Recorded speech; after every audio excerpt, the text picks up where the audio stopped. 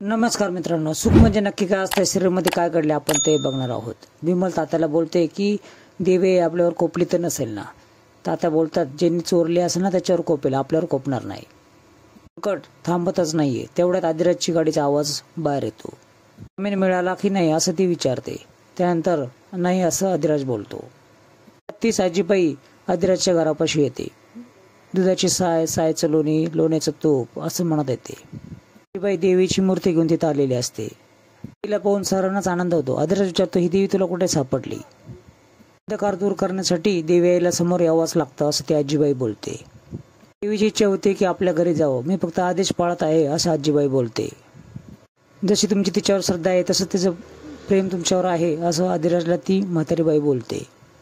ताट आणायला जाते, त्याच्यावर आजीबाई थांबवते. अजून या घरात जागा नाही असं ती बोलते.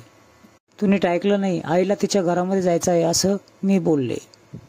बोलतात, राजावाडीच्या आईचा जीर्णोद्धार अजून पूर्ण झालेला नाहीये, तिचं खरं घर माहीत नाहीये असं ती तात्याला बोलते. पाठीमागच्या जन्माचे क्षण आठवतात. माई घरातले सर्वजण देवीची पूजा करत असतात, तो क्षण त्याला आठवतो. पाटलांचा वाडा, तर आजीबाई हो बोलते. विमल बोलते, आपण तिथेच स्थापना करूयात. त्यावेळेस ती आजीबाई नाही बोलते. पाटलांच्या जावई आणि लेकीच्या हातातूनच ही देवी तिथे गेली पाहिजे. देवीच्या इच्छा पूर्ण करणार नाही का असं आदिराजला ती उत्तर देते. सुदेव जर जेलमध्येच थांबला असता तर किसन देवाला तरी बाहेर येता आला असतं का असं ती म्हातारी बोलते. देवीची जर इच्छा असेल ना तर तुझ्या करवी ती सर्व काम करून गेला असं आजीबाई बोलते. पाय गाळून बसू नको, किती संकट आले तरी ते दूर होतील.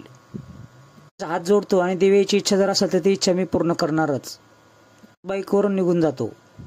इकडे सोमा शालिनीला प्रश्न करतो, 25 वर्षापूर्वी तुम्ही नित्याला फसून दुसरं त्रिशूळ बनवलं, खरं त्रिशूळ आपल्याला मिळालंच नाही असेल का असं सोमा प्रश्न करतो. म्हातारी आली आणि तिने आपल्याला अचूक पत्त्यावर पोहोचवलं.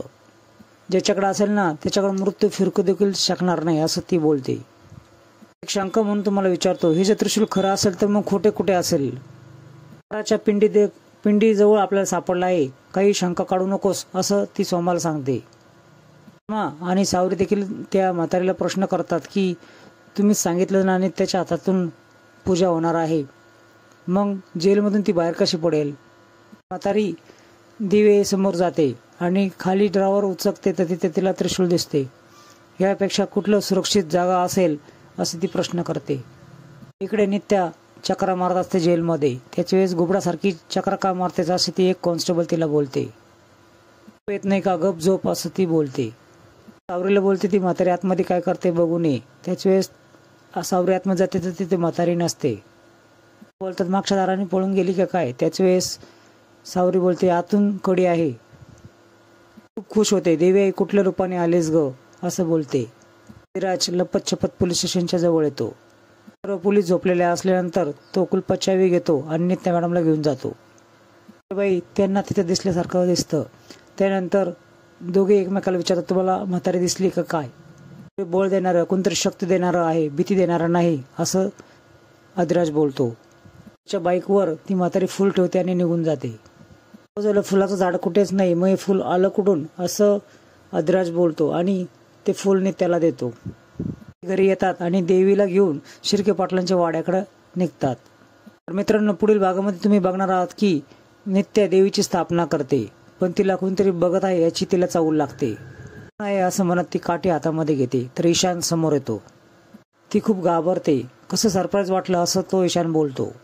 प्रेम आहे तुझ्यावरती आणि त्या प्रेमापोटीच मी तुझ्यापर्यंत आलो आहे. जबरीने हात पकडून तिला नेण्याचा प्रयत्न करतो. त्याच वेळेस नित्य आदिराज असा आवाज देते. त्या दिशेने जायला निघतो. तर मित्रांनो, असेच नवीन अपडेट्स बघण्यासाठी चॅनल सबस्क्राईब